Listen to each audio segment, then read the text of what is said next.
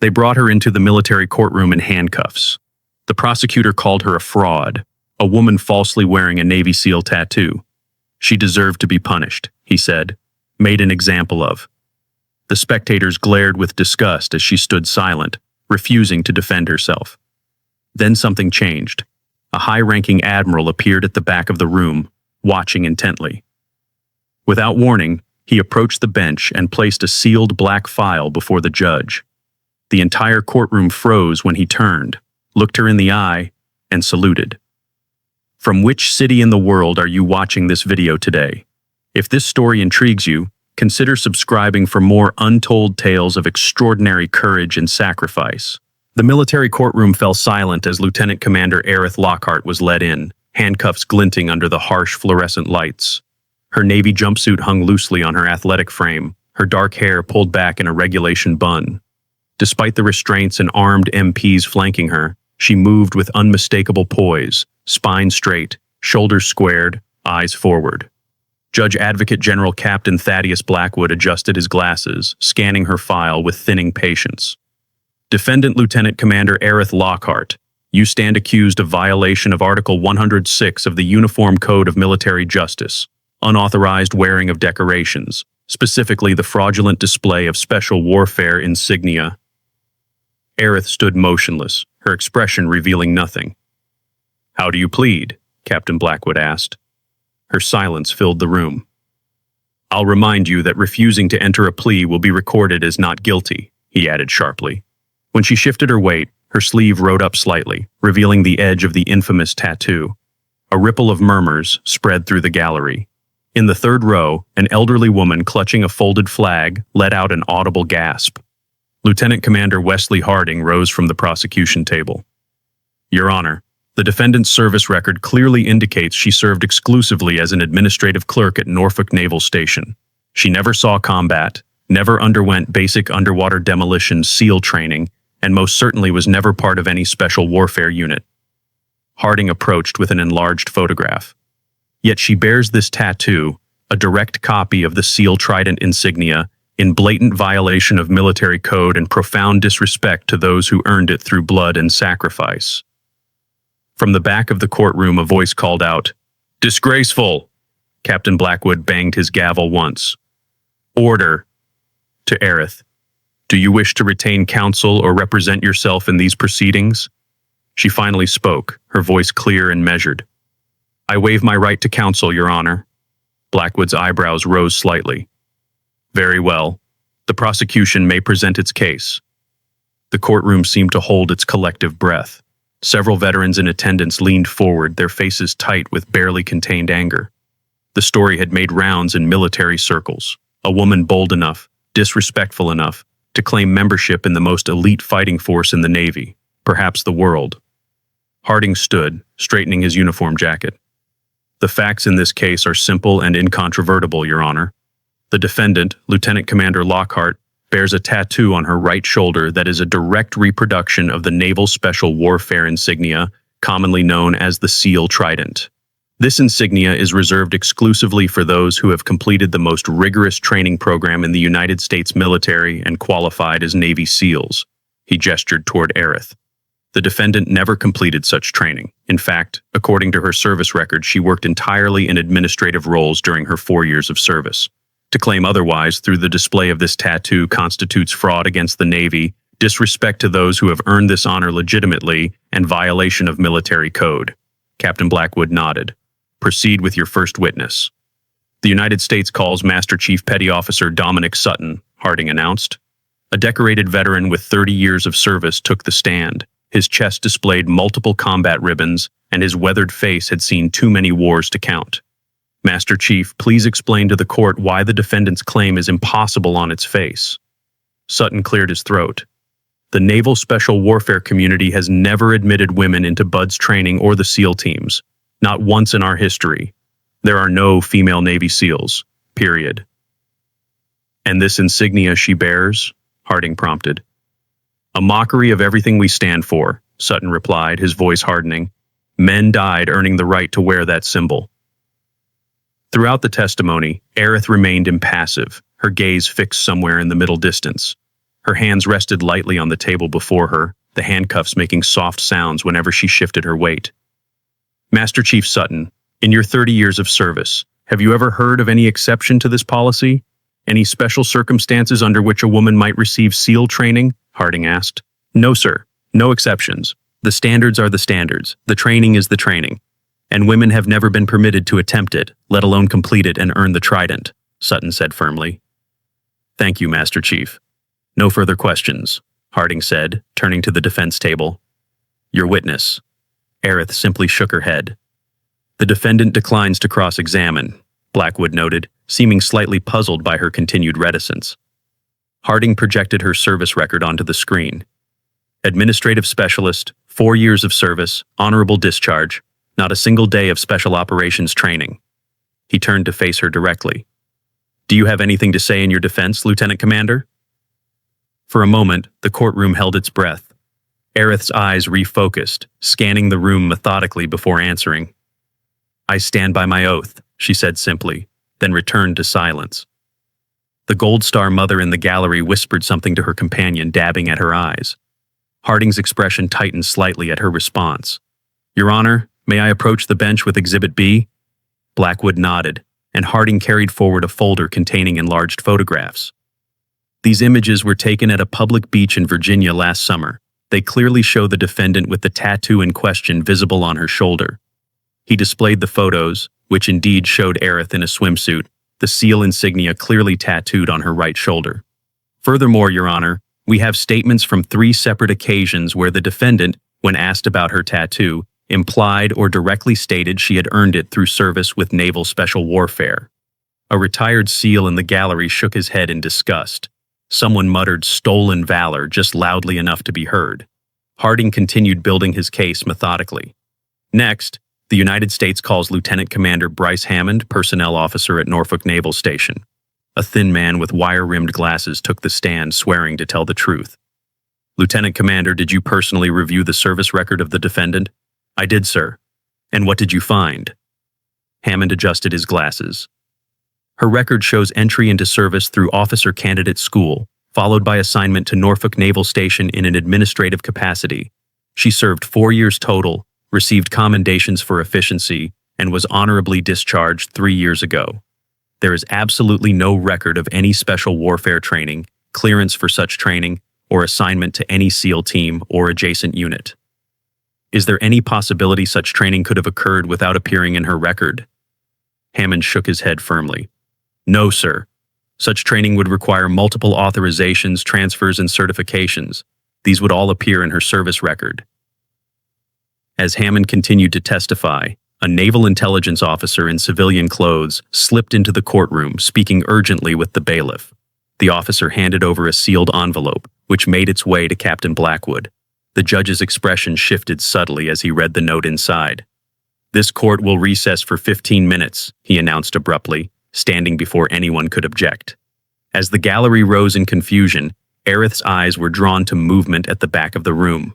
A silver-haired man in full-dress uniform adorned with the insignia of a vice admiral had appeared. Their gazes locked across the crowded room, and she gave him an almost imperceptible nod. The 15 minutes stretched to 20, then 30. When court finally reconvened, the atmosphere had changed.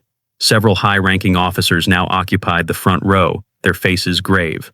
Captain Blackwood appeared unsettled as he called the court to order. The court recognizes Vice Admiral Everett Callahan, commander of Naval Special Warfare. The silver-haired officer approached with measured steps, his presence commanding immediate respect. Under one arm, he carried a black leather portfolio stamped with classification markings few in the room had ever seen. Your Honor, Admiral Callahan began, I need to address the court regarding national security matters directly pertinent to these proceedings. Harding rose quickly. Objection, Your Honor. The prosecution was given no notice of this witness or any related evidence. Overruled, Blackwood cut in, eyes fixed on the classification code visible on the Admiral's file. Approach the bench, Admiral. As Callahan placed the black portfolio before him, Blackwood opened it carefully. The color drained from his face as he paged through the contents. After several tense minutes, he closed the file and removed his glasses. This courtroom will be cleared of all personnel without Umbra 9 clearance, he announced, voice slightly unsteady. Bailiff, please escort all spectators and non-essential personnel out immediately. Confusion rippled through the gallery as the bailiff began ushering people toward the exits. Your Honor, on what grounds are these proceedings being altered? Harding began. Executive order, Blackwood interrupted. This is not open for discussion, counsel.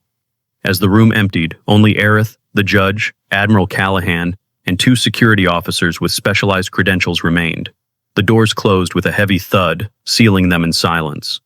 Admiral Callahan stood before Aerith, his eyes meeting hers directly for the first time. Lieutenant Commander Lockhart, he said formally, do you recall the oath you took on September 14th, 2018? I do, Admiral, she replied, her voice stronger now. And do you understand that oath still binds you, despite the circumstances? I have never forgotten, sir.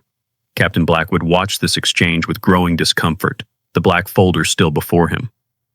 Admiral, what exactly am I looking at here? These operations, these units, I've never heard of any of this.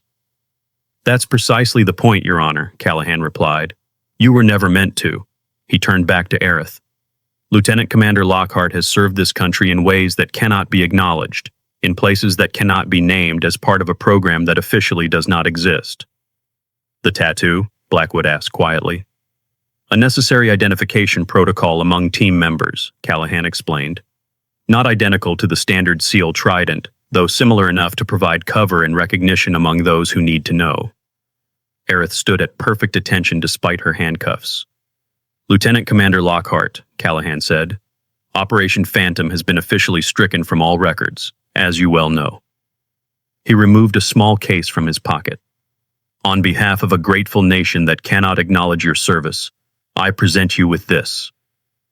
He opened the case, empty to all appearances, and pinned an invisible medal to the air above her heart. Then, taking a step back, Admiral Callahan raised his hand in a crisp, formal salute. Captain Blackwood found his voice. Bailiff, remove the defendant's restraints immediately. As the handcuffs fell away, Aerith returned the Admiral's salute with precise military bearing. The nature of your service remains classified beyond this room, Callahan said, but know that those who matter are aware of what you and your team sacrificed. Blackwood cleared his throat. These proceedings are dismissed with prejudice. The record is sealed by executive order effective immediately. When the courtroom doors reopened, spectators returned to a transformed scene. Aerith standing free, the prosecutor apologetically gathering his materials, and the formerly hostile veterans watching in confused silence as Admiral Callahan escorted Aerith from the room. What just happened? One of the veterans whispered to another. The elderly Gold Star mother who had been clutching the folded flag stared with wide eyes as Aerith passed. Something in the woman's expression had changed from contempt to uncertainty. The room buzzed with speculation, but the proceedings were officially over, the case dismissed with no explanation offered to the public. In a secure conference room down the hall, Aerith finally spoke freely. 3 more Phantom operators have gone dark, Admiral, she said, accepting the cup of coffee he offered. Her hands were steady, but the tightness around her eyes revealed her concern. Zephyr disappeared in Bangkok last month. Artemis was supposed to check in from Belgrade 3 weeks ago. Someone is hunting us. Callahan nodded grimly. We know. That's why we had to let this trial proceed. We needed to draw out whoever is targeting your unit. The stolen valor charge was our cover. Bait, Aerith said flatly. Necessary bait, Callahan countered. Someone highly placed knows about Phantom and wants all traces eliminated. This trial put you in the spotlight, made you impossible to disappear without questions being asked. The Admiral's aide brought in a secure laptop. On the screen was a map with red markers scattered across several continents. These are the last known locations of your former teammates, Callahan explained. 8 have maintained their cover identities successfully. 5 we've managed to extract and place in protective custody. But these 3, he pointed to blinking red dots, we've lost contact with entirely. Aerith studied the map, her mind calculating distances, likely extraction routes, danger zones. This is coordinated, professional, not the work of a foreign intelligence service discovering us by chance. No, it's not, Callahan agreed. Our working theory is that someone with knowledge of Phantom is eliminating loose ends, someone who knows about the tattoos.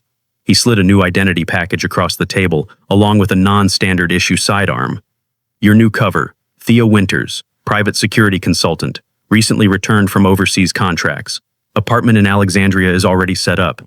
Funds transferred to accounts under that name. Aerith checked the weapon with practiced hands, field stripping it and reassembling it in under 30 seconds. Mission parameters? Find the leak. Locate your missing teammates. Determine who's targeting phantom operators and why. And my rules of engagement? Callahan's expression hardened. This is off books. Completely deniable. You do what's necessary to protect the remaining team members. The mission never ended, did it? She asked, tucking the weapon into her waistband. For you? Callahan sighed. I'm afraid it never will. Phantom was always meant to be temporary, a response to specific threats. But the enemies you made, the operations you conducted, those have consequences that outlive the program itself. He pulled out one more document from his briefcase. This arrived at Naval Intelligence yesterday. Anonymous source, but the information checks out. The paper contained a list of names, most crossed out. Aerith recognized them immediately, code names of phantom operators. Her own, Athena, was circled rather than crossed out. A target list, she said quietly. Yes, and whoever sent it knows we're watching. They're taunting us. Aerith folded the paper carefully. I'll need access to the original Phantom files, mission reports, operational areas, the locations where my teammates established their cover identities. All destroyed when the program was officially terminated, Callahan said. But I've had copies made of what little remains. He tapped the laptop. It's all on here, along with our surveillance on your teammates' last known movements. Aerith nodded, her mind already mapping out her next steps. What about Lockhart? My cover is blown. Everyone in that courtroom saw my face. We're releasing a statement that the charges were dropped due to evidence of mental health issues and honorable service. Most people will assume you were a deluded administrator who believed her own fantasy about being a SEAL. A sad case, not worth further attention. And the real SEALs who were in that courtroom? They've been briefed. As far as they're concerned, the matter is closed. Your tattoo was similar enough to cause confusion, but ultimately determined not to be an authentic SEAL trident. Aerith almost smiled. A convenient half-truth. The best kind of cover, Callahan agreed. The world is about to forget all about Lieutenant Commander Aerith Lockhart. He stood, signaling the end of the briefing. You have 72 hours to establish your new identity before your first contact reaches out. An old friend. She raised an eyebrow. Which one survived? Phoenix, Callahan replied.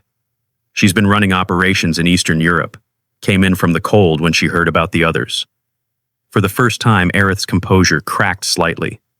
Soraya is alive? And anxious to see you. She'll make contact at the safe house. Standard protocols. Aerith nodded, regaining her professional demeanor. I'll be ready. 2 days later, Thea Winters moved into a modest apartment in Alexandria. To her neighbors, she was a quiet professional who traveled frequently for work. Her apartment, while sparsely furnished, contained carefully selected personal items that supported her cover story. Framed certificates from security firms, a few travel souvenirs from countries where she'd supposedly worked, casual photos with faces that no one would ever be able to trace. On the third night, as she methodically cleaned her weapon at the kitchen table, a subtle vibration from her secure phone alerted her. A text message contained only an address and a time, midnight. The safe house was an unassuming townhouse in Georgetown, owned on paper by a shell corporation 3 layers deep. Aerith approached cautiously, using counter-surveillance techniques that had become second nature. 2 circuits of the surrounding blocks confirmed she wasn't being followed.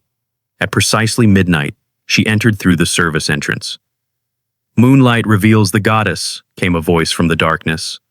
But shadows protect her warriors, Aerith responded automatically, completing the recognition code. A figure emerged from the shadows, and despite years of training to control her emotions, Aerith felt her breath catch. Soraya Nazari, codenamed Phoenix, looked both exactly the same and completely different from when they'd last parted ways 3 years ago. Her dark hair was cut shorter now, and a thin scar traced a line from her temple to her jaw, but her eyes held the same fierce intelligence. Athena, Soraya said, using Aerith's code name as they embraced briefly. When they told me you'd been arrested for the tattoo, I thought we'd lost you. That was the plan, Aerith replied. Draw out whoever's hunting us by putting me in a public spotlight. Soraya nodded grimly. A good strategy, except for the part where you could have been imprisoned for fraud. Callahan wouldn't have let it go that far. You sound awfully confident about that. Aerith shrugged. The Admiral has always kept his promises to us. Unlike others in command, Soraya said bitterly. She led Aerith to a table where surveillance photos were spread out. I've been piecing this together for months. At first I thought it was coincidence. Zephyr's disappearance could have been operational. She was working deep cover in Southeast Asia, but then Artemis missed 3 scheduled check-ins. She pointed to a grainy photo of a woman entering a hotel. This is the last confirmed sighting of Artemis in Belgrade. 24 hours later, her hotel room was found completely empty. No signs of struggle, no evidence she'd ever been there except for the hotel's check-in records. Professional, Aerith noted. Exactly. And then I found this. Soraya pulled out another photo, this one showing a man in a business suit. Do you recognize him? Aerith studied the image. No. His name is Julian Vega, former intelligence officer, now works for a private military corporation called Obsidian Security. He was in Bangkok 2 days before Zephyr disappeared, and Belgrade when Artemis went missing. That's not coincidence, Aerith said. It gets worse, Soraya continued. I managed to hack into Obsidian systems. They have a specialized unit called Echo Team. Their mission parameters include, quote, elimination of specific security threats and compromised assets, unquote. Cleaning up loose ends, Aerith translated. Yes, and their client list includes 3 former flag officers who were involved in authorizing Phantom. The implications hung heavy in the air between them.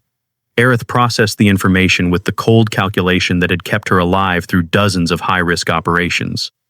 They're erasing all evidence of Phantom, she said finally, including us. But why now? Soraya asked. The program was shut down 3 years ago. We've all been maintaining our cover identities. None of us have talked. Aerith considered this. Something must have changed. A new threat, a potential exposure, something that makes our existence suddenly dangerous to someone. She moved to the window, carefully staying to the side as she surveyed the street below. Have you been able to warn the others? Soraya nodded. Those I could reach. Valkyrie and Spectre have gone completely off-grid. Echo and Siren were already in protective custody thanks to Callahan's team. That leaves Wraith and Tempest still operational and unaware they're being targeted. Where are they? Wraith was last operating in Morocco. Tempest is somewhere in South America. We think Colombia. Aerith turned back from the window. We need to reach them before Obsidian does. We? Soraya raised an eyebrow. Callahan authorized a joint operation? Not exactly, Aerith admitted. My orders are to find the leak and determine who's targeting us. Extraction of compromised team members wasn't specifically mentioned. A ghost of a smile crossed Soraya's face. So we're interpreting our parameters broadly. As always. The 2 women fell into their old rhythm, planning and preparing with the efficient shorthand of operatives who had worked together in life-or-death situations. By dawn, they had developed a strategy to locate and extract their remaining teammates while simultaneously gathering intelligence on Obsidian Security and their mysterious campaign against Phantom operators. If we're right about this, Soraya said as they prepared to leave the safe house, we're going against some very powerful people, former admirals, intelligence directors. People who know all our protocols, our methods, our weaknesses, Aerith agreed. People who trained us. Are you sure you want to do this? Callahan offered you protection. You could disappear, start over somewhere new. Aerith touched the spot on her shoulder where her tattoo marked her as a member of a team that officially never existed. We made a pact. No one gets left behind. Soraya nodded, her own hand unconsciously mirroring the gesture toward her own concealed tattoo. For the sisters we've already lost. And the ones we can still save, Aerith finished. They parted at the safe house, each with distinct missions but a shared purpose. As dawn broke over the city, Aerith walked back to her apartment, her mind focused and clear. The trial had been only the beginning. The real mission, the one that had always defined her life since joining Phantom, continued in the shadows where she operated best.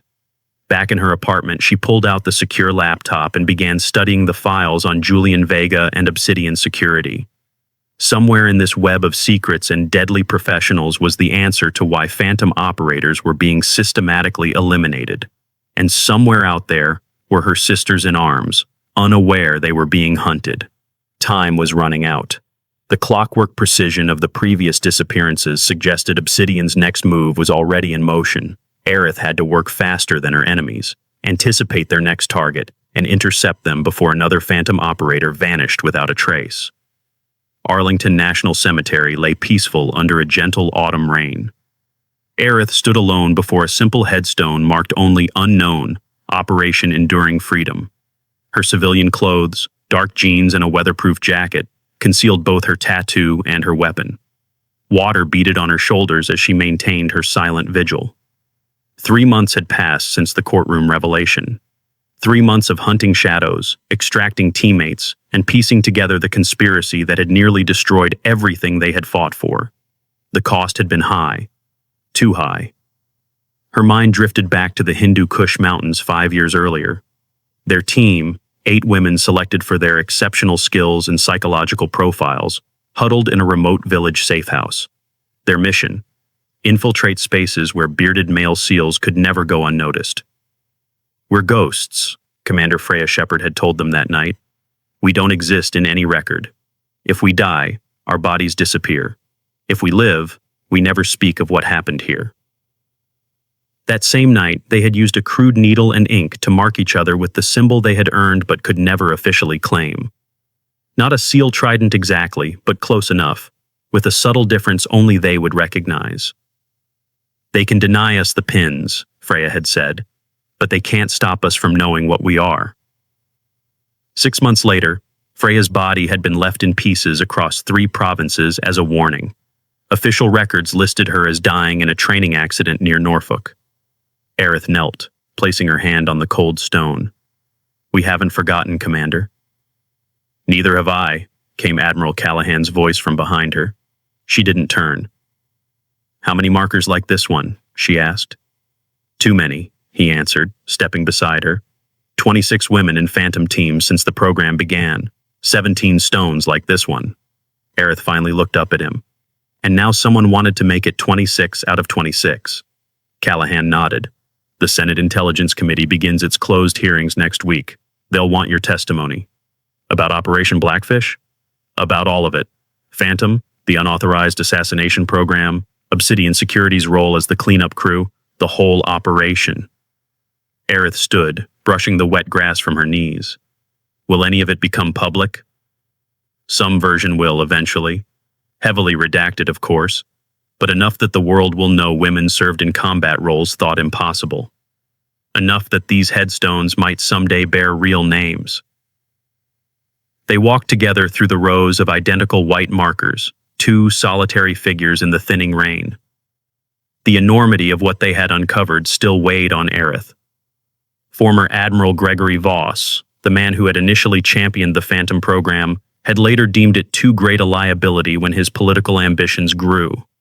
Rather than risk the program's existence becoming public and derailing his planned run for office, he had contracted Obsidian Security to eliminate all evidence, including the operators themselves.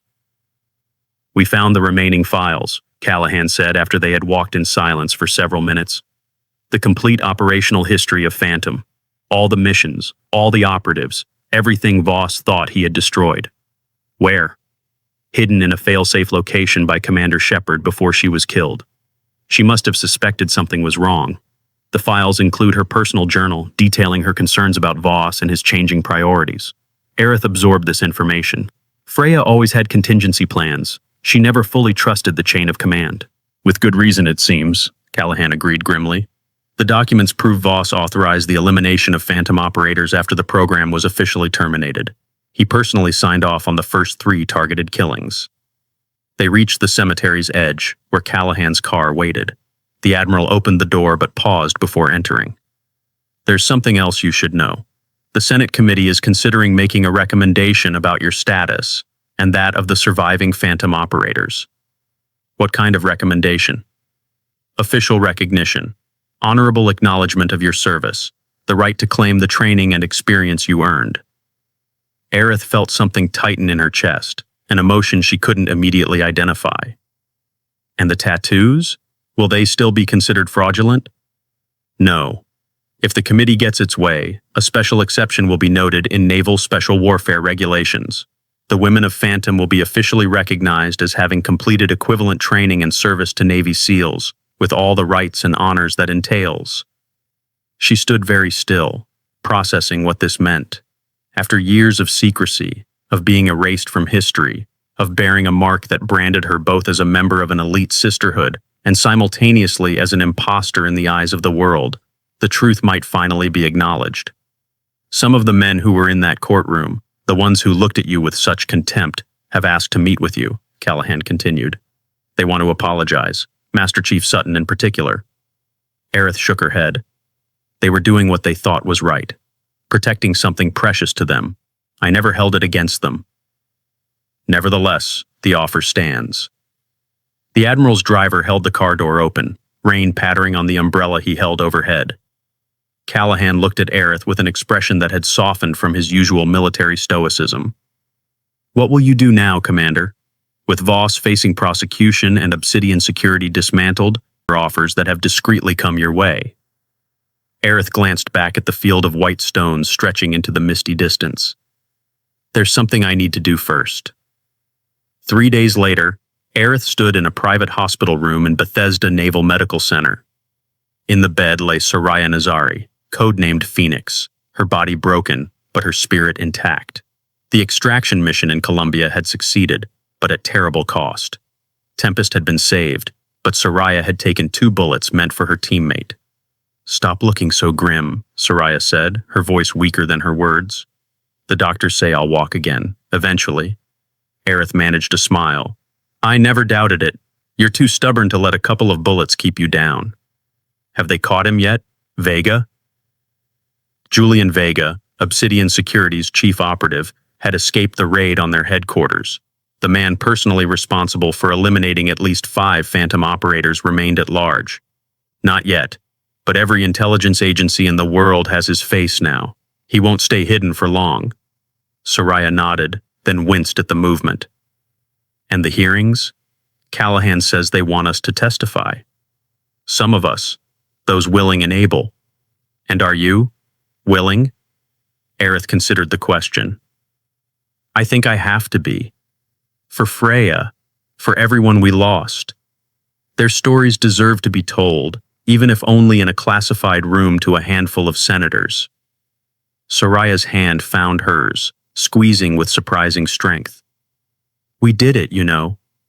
We completed the mission. Which one? The one that mattered most, proving we belonged, that we earned our place. Aerith felt her throat tighten. We always knew that. We didn't need anyone's validation. No. But the world needed to know. All those girls who will come after us, who won't have to be ghosts, who can serve openly wherever their talents take them, they needed us to win this fight. A nurse entered to check Soraya's vitals, and Aerith stepped back, promising to return the following day. As she left the hospital, her phone buzzed with a text from Callahan. Meeting tomorrow, 0900. Bring dress uniform. The next morning, Aerith arrived at the Pentagon in her formal Navy uniform, the one she had not worn since her discharge years earlier. Callahan met her at the security checkpoint, his own uniform adorned with the many ribbons and medals of his distinguished career. They're waiting for us, he said simply, leading her through the labyrinthine corridors to a secure conference room. When the door opened, Aerith froze momentarily in surprise. Around a large table sat not only the expected military officials and intelligence directors, but also 5 women she had never expected to see in one room again. Valkyrie, Spectre, Echo, Siren, and Wraith, all in their dress uniforms. The surviving members of Phantom, assembled together for the first time since the program's disbandment. Lieutenant Commander Lockhart, said the Secretary of the Navy, rising to greet her. Thank you for joining us. Please take a seat. As Aerith sat beside her former teammates, the Secretary continued. Before the Senate hearings begin, we wanted this opportunity to address you directly, in private. What happened to Phantom and its operators represents a failure of leadership at the highest levels, a betrayal of trust that can never be fully rectified. He gestured to an aide who distributed folders to each of the women. These documents officially acknowledge your service with naval special warfare, including all training completed and operations conducted under the Phantom program. Your records have been restored with appropriate security classifications maintained. Aerith opened the folder, seeing her complete service history documented for the first time. Missions in Afghanistan, Yemen, Somalia, Iran, all now officially part of her record. And at the bottom of the file, a formal notice recognizing her SEAL qualification training as equivalent and commensurate with established naval special warfare standards. Additionally, the secretary continued, each of you is being awarded the Navy Cross for extraordinary heroism in combat. These awards have been backdated to your respective operations and will be entered into the official record. The room fell silent as the women absorbed what this meant. After years of operating in shadows, of being denied the very existence of their service, the truth was finally being acknowledged. There is one more item, Admiral Callahan said, stepping forward. From a polished wooden case, he removed a row of SEAL Trident pins, the actual metal insignia they had never been permitted to wear. By direct order of the President of the United States, and with the unanimous consent of Naval Special Warfare Command, these are now rightfully yours. One by one, the women of Phantom received the emblem of the warriors they had always been. When Aerith's turn came, she stood at attention, feeling the weight of history as Callahan pinned the trident above her ribbons. The tattoos are no longer necessary, he said quietly, though I suspect none of you will remove them. Never, Aerith confirmed. They mean something different now. After the ceremony, the women gathered privately in an adjacent room, away from the officials and commanders. For a moment, they simply looked at each other, survivors of a battle fought not just against America's enemies abroad, but against injustice and betrayal at home. To those who couldn't be here, Valkyrie said finally, raising an imaginary glass. To Freya, Aerith added, who made us believe it was possible. And to Soraya, said Wraith, who's going to be seriously angry she missed getting her trident in person. They shared a brief laugh, then fell quiet again, each lost in her own memories of what they had endured together and apart. What happens now? Asked Siren, the youngest of them, who had been barely 25 when Phantom was disbanded. Do we go back to our cover identities? Return to active duty? What's the protocol for formerly non-existent operators who suddenly officially exist? That's up to each of you, Callahan said from the doorway. Full reinstatement is available to anyone who wants it. So is honorable discharge with full benefits and recognition. The choice is yours. 1 week later, Aerith returned to Arlington National Cemetery. This time, she was not alone. Beside her stood the 5 women from the Pentagon meeting, along with Soraya in a wheelchair pushed by a nurse and Admiral Callahan. They gathered before the row of unknown markers that had for too long been the only acknowledgement of their fallen sisters. A cemetery official approached with a clipboard. We're ready when you are, Commander. Aerith nodded, and workers began carefully removing the first of the generic headstones. In its place would go a new marker, one bearing a real name, real dates, and the SEAL Trident insignia. Commander Freya Shepard, Aerith said quietly as the stone was lifted. She would have said this was unnecessary, that the mission was what mattered, not the recognition. She would have been right, Callahan agreed. But she also would have understood why it matters for those who come after. The truth is always worth fighting for, even when it's painful, even when it comes too late for some. As they moved down the row, each stone being prepared for replacement, Aerith felt a sense of completion she had never expected to experience. The journey that had begun in a courtroom with handcuffs on her wrists had led here to a moment of justice long delayed, but finally delivered. The elderly Gold Star mother from the courtroom appeared at the cemetery entrance, clutching her folded flag. Aerith recognized her immediately and walked over to meet her. You were at the trial, Aerith said gently. The woman nodded. My daughter Elaine. They told me she died in a training accident. That's all they ever said. Codename Artemis, Aerith said, taking the woman's hand. She saved my life in Kandahar. She was the best spotter I ever worked with. Tears filled the woman's eyes. They're going to put her real name on the stone? Yes. And this, Aerith touched her own newly awarded trident pin. She earned it. She deserves to wear it for eternity. As the sun broke through the clouds, highlighting the edges of the new headstones waiting to be placed, Aerith felt a weight lift from her shoulders. The mission that had defined her life had changed, but it wasn't over. Now it was about ensuring the legacy of Phantom would be honored, that the path they had carved would remain open for others to follow, and that the truth of who they were and what they had accomplished would never again be erased.